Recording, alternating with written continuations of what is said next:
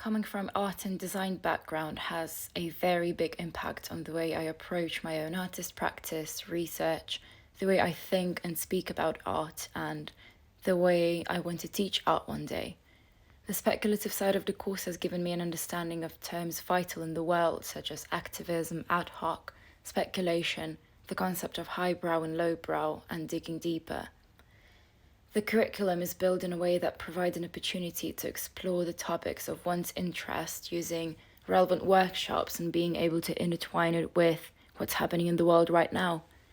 The course encourages to try and test as many workshops as possible in order to see what works and what doesn't, to fail in order to realize which methods work best. Changing the scale, pace, and the medium are the strategies that help build a very particular approach on everybody's work in progress and experimentation that wasn't as particular in practice. Rosalind Schweiker would describe such approach as depriving from a sausage artist to a mince artist. Sausage art looks defined and ready to consume. Curators and collectors like sausage artists because it's obvious what to do with it. Some artists make sausages, although they don't really like them, but they think it's what you do. Art and design course, however, resonates much more with mince art. The aim is never to seek for a high-end, refined, clearly planned outcome that looks appealing. Mince art is unrefined, it's experimental and speculative. It doesn't have the completeness and the accessibility of a sausage, but it's very present. There is no fear of reusing that mince. In fact, mince is seen as archive rather than an authentic masterpiece. It's versatile and it could be anything. Doing can happen in multiple ways, and anyone can produce it. It can be produced by a historian, a curator, an activist, a designer, or a storyteller. These were the so-called lenses or briefs that we were introduced to during the first semester of BA Art and Design. And the aim of each brief was to maintain our own practice, but to look at it through different lenses and realize how that changes the medium, the scale, the audience, the approach, and eventually the message. The first lessons we were introduced to on the course were historian, and the brief was as follows. Starting with Birmingham Museum and Art Gallery's collection of museum's artifacts, we needed to pick one and document it in any possible way to then create a narrative around it, and the outcome of such practice would be a bound zine that we had to construct and produce afterwards. To help the group comprehend the task and the deeper meaning of the word research, we were introduced to questions or so-called considerations. For example, what is an object? What is a document? What narratives are concealed within your object? How does the book act as a timeline, and how can you disrupt this? I remember this brief as a very fun task that ended up being something very speculative and something produced under a very fast pace, something that existed as an unrecognized object in a gallery, but then shapeshifted into a book format, becoming something very physical. It was also challenging in terms of various skills, starting from documentation and research to zine making and the methods of bounding. Each year, the curriculum of each course, including art and design, is slightly changing depending on many factors, such as feedback sheets review or global circumstances. Considering the method of introduction of the briefs as a very strong part of the course, I was speculating on which lens I would introduce into the course and how it would operate, what kind of tasks I would set, and how it would relate to the current situation that's happening in the world. I wanted my lens to be narrowed down and niche, but still related to social life, global issues, and having a possibility of both lowbrow and highbrow approach to it. I wanted to make it speculative and personal, metaphorical and straightforward at the same time. I wanted it to challenge the approach of core concepts and to give a particular skill that can be introduced into various practices, used as an archive and brought into an artwork. I called my lens Perfumer, or to be particular, producer as Perfumer. The aim of the brief is not to have created a perfume as an outcome. It explores and explains the relationship between the eyes and the nose, vision and olfaction, and shows how a nose can operate as an apparatus, how camera lens can exist and operate as one's nose.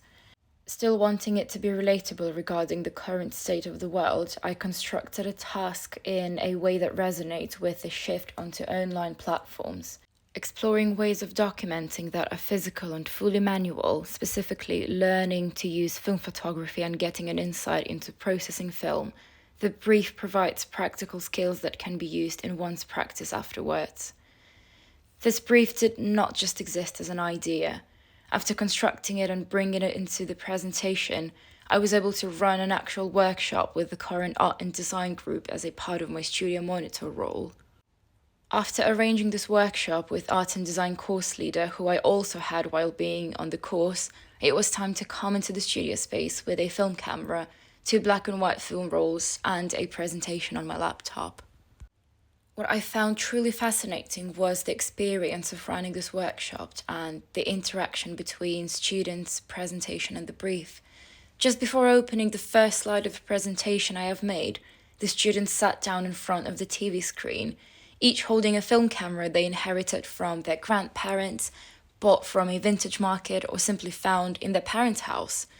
They brought their own apparatuses, even though the brief of the workshop mentioned me providing them with a loaded camera. And I found that moment truly fascinating. The moment when they all sat down in silence, holding different cameras, not having a clue on how to use them or how to load them with film. They were showing their cameras to each other and myself, telling the stories about where those cameras came from and how they feel about them. Instead of jumping straight into the activity designed in the workshop, I wanted to familiarize the group with film photography and its concepts, as well as give them an insight into the manual camera and how to use it. It was essential to show the group artists who work with film photography and familiarize them with different approaches and practices. However, I decided not to focus on that so much, as it was not the core of the workshop. Familiarizing them with the concept of visual language of smell, or in other words, the relationship between the eyes and the nose, was, however, essential. Since this workshop is interdisciplinary, I wanted the group to have a core understanding of the topic in order to make it their own. Looking back at the brief of a historian, I created a similar structure for the lens of a perfumer. While constructing the workshop, I thought that the best technique to achieve an understandable brief would be to put myself in students' shoes.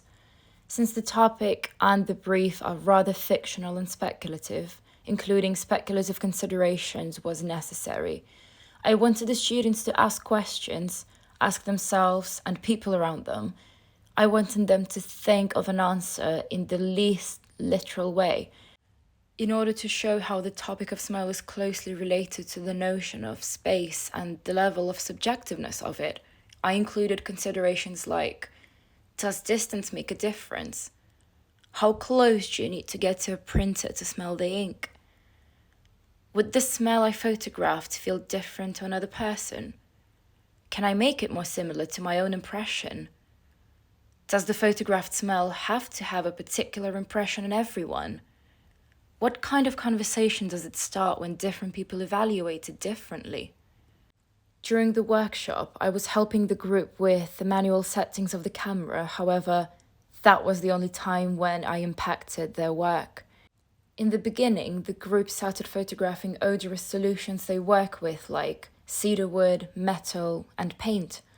And then the fascinating part of it began.